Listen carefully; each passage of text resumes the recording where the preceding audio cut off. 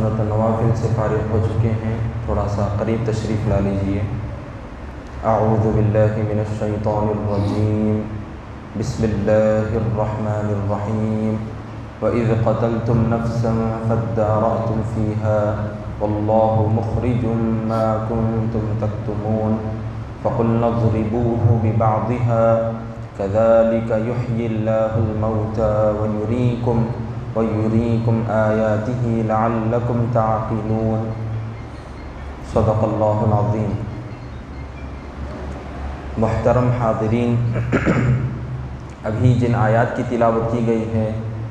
یہ پہلے پارے سورہ بقرہ کے 90 رکوع کی آیتیں ہیں۔ ان آیتوں سے پہلے جو رکوع گزرا ہے اس کے اندر اللہ تعالیٰ نے بنی اسرائیل کی نافرمانیوں کو ذکر فرمایا، جن میں سے یہ نافرمانی بھی تھی کہ انہوں نے اللہ تعالیٰ کے احکامات کی خلاف ورزی کے لیے ہیلے کرتے ہوئے اللہ تعالیٰ کی نافرمانی کی۔ ان کو حکم دیا گیا تھا کہ ہفتے کے دن ہر طرح کا کاروبار یہاں تک کہ شکار تمام تر چیزیں منع ہیں، ہفتے کا دن عبادت کے لیے ہے۔ لیکن انہوں نے، جب کہ ان کو مچھلی کا شوق تھا، مچھلی کے شکار کرنے کا شوق تھا، اس وجہ سے ان لوگوں نے اللہ تعالیٰ کی نافرمانی کی اور اللہ رب العزت نے جو چیز منع کی اس کو اپنے لیے ہیلے کرتے ہوئے جائز قرار دے لیا، تو یہ نافرمانی تھی۔ اسی طرح سے یہ بات اور ایک ذکر کی گئی ان کے متعلق کہ جب کوئی کام ان کو کرنے کا، جب کوئی چیز کرنے کے لیے ان کو حکم دیا جاتا تو اب اس میں طرح طرح کے سوالات کرتے، جبکہ ایک بندے کو چاہیے کہ جب اللہ کا فرمان اس کو سنایا جائے تو بغیر کسی ہچکچاہٹ کے، بلا چوں و چرا اس کو تسلیم کر لینا ہے، اللہ تعالیٰ کے حکم کو بجا لانا ہے۔ بنی اسرائیل میں ایک بڑے پیسے والے مالدار شخص کا قتل ہو گیا، قاتل معلوم نہیں تھا، اس کا بھتیجا ہی قاتل تھا، اور اس نے جائیداد کی لالچ میں اپنے چاچا کو قتل کر دیا اور پھر تاوان وصول کرنے کے لیے اس لاش کو راتوں رات قتل کر کے دوسری جگہ پر پھینک دیا، اور جس جگہ پر لاش ملی وہاں پر لوگوں کے اوپر اس نے الزام لگایا اور ان سے پیسے وصول کرنے کے لیے ضد کرتا رہا۔ یہ معاملہ موسیٰ علیہ السلام کے پاس پہنچا تو موسیٰ علیہ السلام نے اللہ کی بارگاہ میں فریاد کی اور اللہ تعالیٰ کی جانب سے حکم ہوا، قاتل کے پتہ چلانے کے لیے یہ بات کہی گئی کہ تم ایک گائے کو ذبح کرو، بس اتنا حکم دیا گیا تھا۔ اب وہ قوم بنی اسرائیل نے اب کہا کہ گائے کیسی ہو، زیادہ عمر والی ہو یا کم عمر ہو، اس کا رنگ کیسا ہو، اور اس کے اوپر کوئی داغ دھبا ہو، طرح طرح کے سوالات کرنے لگے۔ الغرض آخری میں انہوں نے ایک لفظ کہا انشاءاللہ۔ اس کے بعد پھر وہ لوگوں کو جب سوالات وہ کرتے گئے تو اللہ کی جانب سے جواب ملتا گیا، اور اس طرح سے بعد میں ان لوگوں نے گائے کو تلاش کیا اور وہ گائے خریدی منہ مانگے داموں میں، اور ذبح کر کے اس کا گوشت جو کاٹا گیا تھا اس کا ایک ٹکڑا جس کو قتل کر دیا گیا تھا یعنی مقتول، اس کے منہ پر ڈالا گیا تو وہ اٹھ کر بیٹھ گیا اور قاتل کا پتہ بتا دیا۔ تو اس واقعے کو ذکر کر کے بتلایا گیا کہ ان کو سیدھا حکم تھا کہ گائے کو ذبح کر دیں، لیکن انہوں نے سوالات کر کے اپنے اوپر بیجا ظلم کیا، اور اس طرح کی قید و بند وہ لوگ ان کے لیے لگا دی گئی۔ اب اس کے علاوہ بتلایا گیا کہ یہ واقعہ کیوں ذکر کیا گیا ہمارے لیے، یہ ہمارے لیے واقعہ کیوں ذکر کیا گیا، تو اس میں بڑی نصیحتیں ہیں کہ جب بندہ کوئی چھپتے چھپاتے کام کرے اور یہ سمجھے کہ کوئی دیکھنے والا نہیں تو وہ یاد رکھ لے کہ اللہ تعالیٰ ہر چیز سے باخبر ہے اور لوگوں پر اس کو ظاہر کرنے پر بھی قدرت رکھتا ہے، ان کے رازوں کو فاش بھی کر سکتا ہے۔ جیسا کہ اس قاتل نے سمجھا کہ کوئی نہیں دیکھے گا اور میں بچ جاؤں گا، لیکن وہ غلط فہمی میں تھا، اللہ تعالیٰ نے اس کے راز کو فاش کر دیا اور لوگوں کو بتا دیا کہ یہی قاتل ہے، اور اس طرح سے اس کو ذلت اور رسوائی اٹھانی پڑی۔ اور پھر اس واقعے سے یہ بھی بتلایا گیا کہ اللہ تعالیٰ مردوں کو زندہ کرنے پر قدرت رکھتا ہے، تو ہم کو ایمان رکھنا ہے کہ اللہ تعالیٰ کل قیامت کے دن ضرور سارے مردوں کو اٹھائے گا، سارے انسانوں کو پھر سے دوبارہ پیدا فرمائے گا، اور اللہ کی بارگاہ میں سارے انسان حاضر کیے جائیں گے اور ان کا حساب کتاب ہوگا۔ اور گائے ذبح کرنے کے لیے کیوں کہا گیا جبکہ اللہ تعالیٰ بغیر کسی چیز کے بھی مردے کو زندہ کر سکتا ہے؟ تو گائے کو ذبح کرنے سے بتلایا گیا کہ بنی اسرائیل جو سامری کے بھٹکانے سے گائے کی پوجا کیے اور بعد میں سدھر گئے، لیکن گائے کا احترام ان کے اندر موجود تھا، تو وہ احترام کو ختم کرنے کے لیے یہ حکم دیا گیا۔ دوسری وجہ یہ ذکر کی گئی کہ ایک غریب کا فائدہ کرنے کے لیے، ایک غریب شخص جو کہ بہت ہی فرما بردار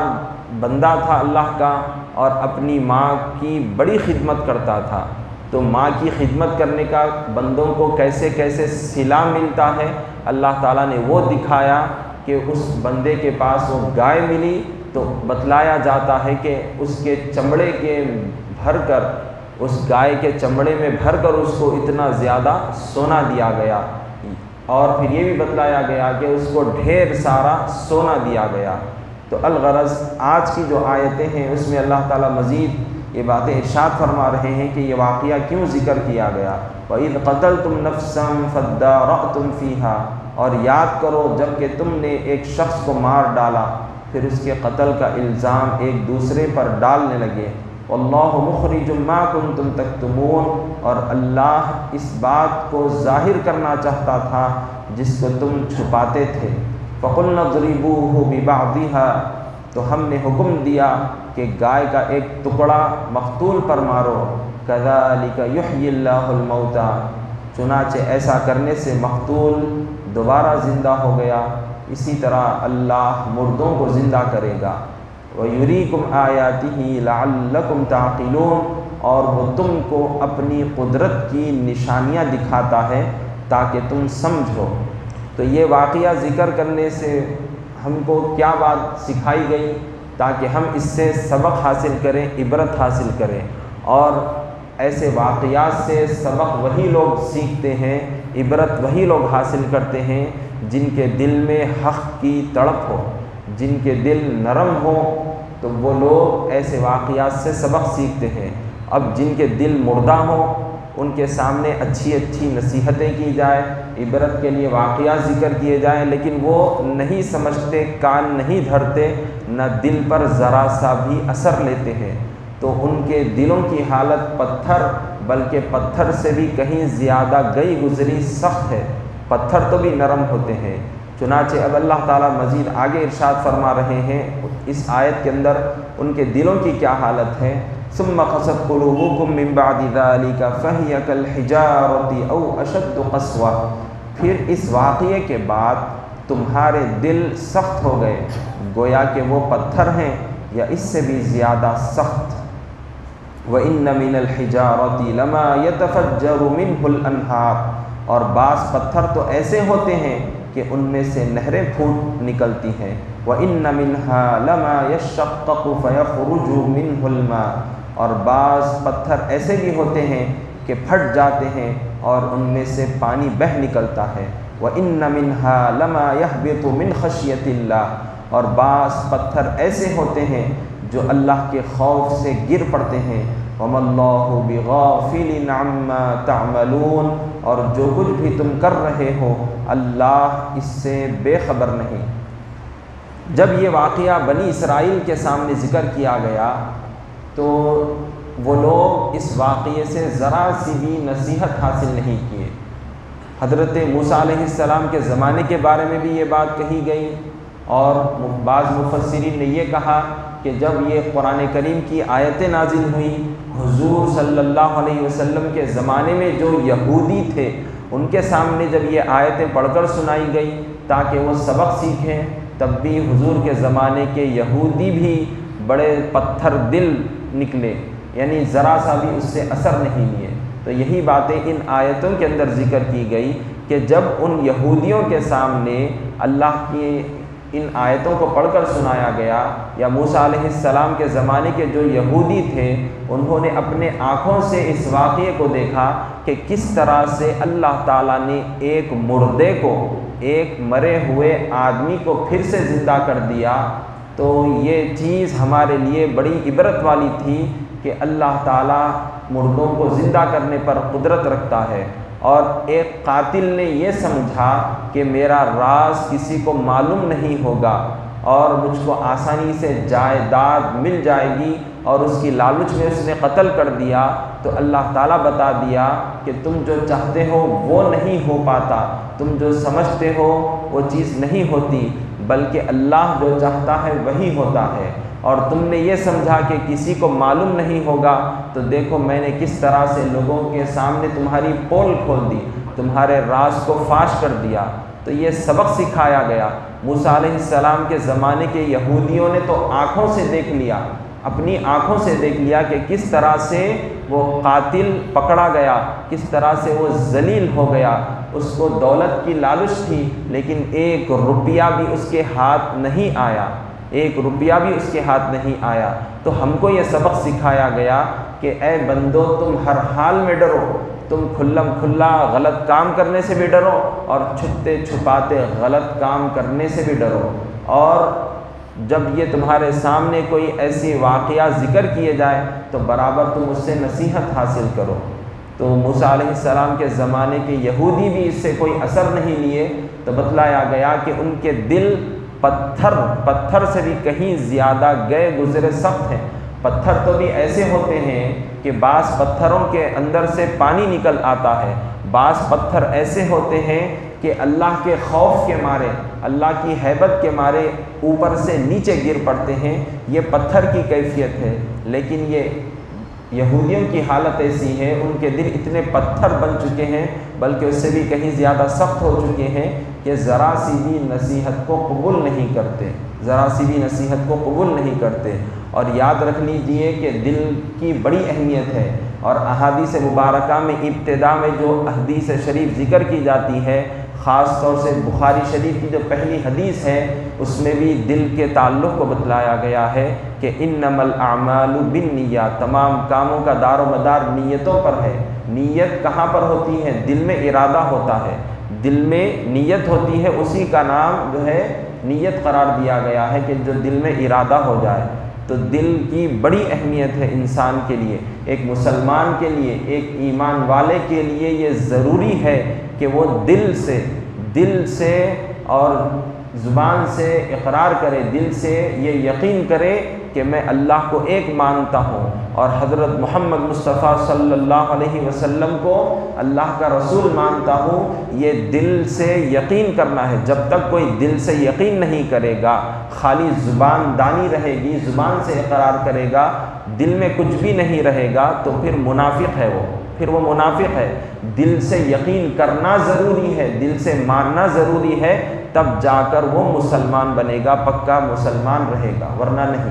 اور یہ دل کے متعلق حضور صلی اللہ علیہ وسلم نے بڑی بات ہمارے لیے ارشاد فرمائی ہے کہ اللہ رب العزت کا کثرت کے ساتھ ذکر کرتے رہو اور زیادہ باتیں مت کرو، کیونکہ جب انسان اللہ کے ذکر کو چھوڑ کر زیادہ باتیں کرنے لگ جاتا ہے، فضول کی باتیں کرنے لگ جاتا ہے، تو ایسا باتیں کرنا، زیادہ باتونی بن جانا دل کو سخت کر دیتا ہے، دل کو سخت کر دیتا ہے، اور اللہ سے وہ شخص دور ہوتا ہے جس کا دل سخت ہو۔ تو گویا پتہ یہ چلا کہ جتنا انسان کا دل سخت ہوگا تو وہ اللہ سے دور رہے گا۔ تو لہٰذا ہم اپنے دل کو سخت ہونے سے محفوظ رکھیں،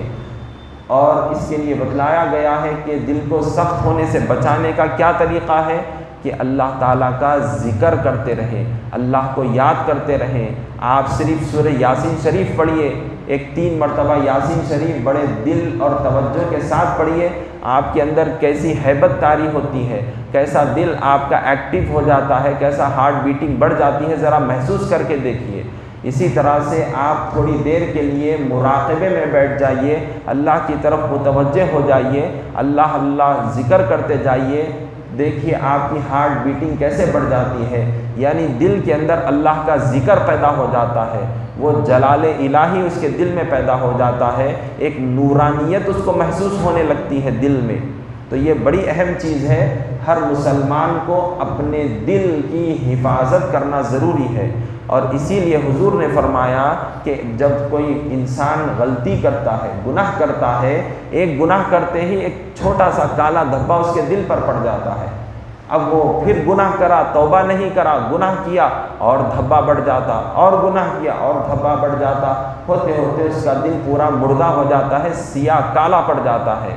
تو اسی لیے حضور صلی اللہ علیہ وسلم نے ارشاد فرمایا کہ تم اپنے دلوں کو صاف ستھرا رکھو۔ ہر چیز کو صاف ستھرا کرنے کا ایک ذریعہ ہوتا ہے، کوئی چیز ہوتی ہے، لوہا زنگ آلود ہو جائے، لوہے کو زنگ لگ جائے تو اس کو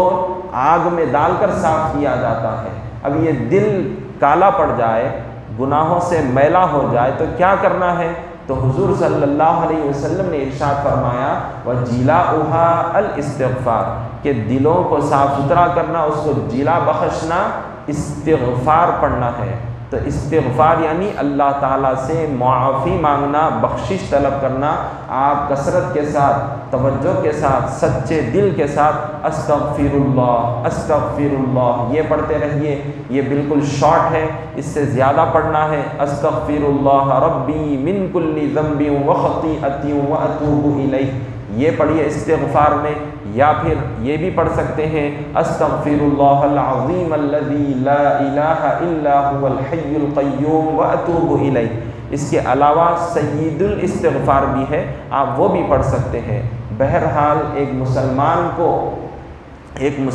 کو اپنے دل کی حفاظت کرنا ضروری ہے، اس کو زندہ رکھنا ہے، نرم بنا کر رکھنا ہے، تو لہٰذا استغفار پڑھنا ہے تاکہ ہمارا دل نور سے بھر جائے، گناہوں کا میل ہمارے دل سے دور ہو جائے، اور اللہ کا ذکر کرتے رہیں تاکہ ہمارا دل نرم رہے۔ وصلی اللہ تعالی وسلم علی خیر خلقہ سیدنا محمد وعلی آلہ واصحابہ اجمعین، الحمد للہ رب العالمین۔